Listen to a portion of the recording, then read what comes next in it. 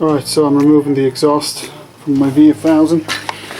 So here's how it starts. First of all, we need to remove, so this is the right hand side exhaust. We need to unscrew those bolts here. So this is on the right side and on the left side as well, next to the pegs.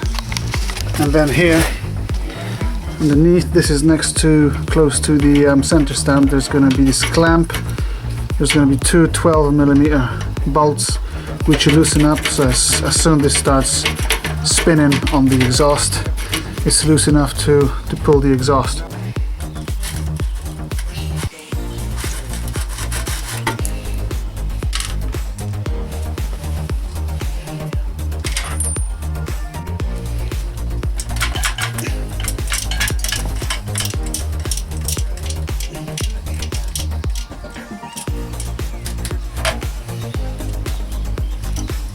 Right, so now next step, we're going in here, and what you'll see there's going to be two clamps. There's a clamp on the right and a clamp on the left, and both of those have been unclamped.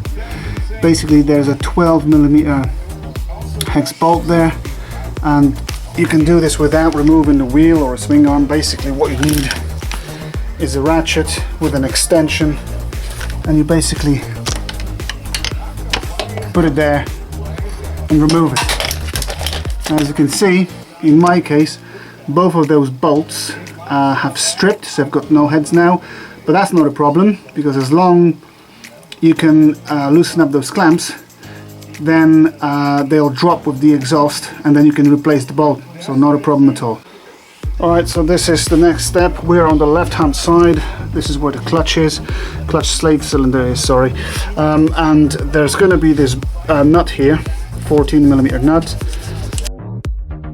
And then that bolt needs to be punched out.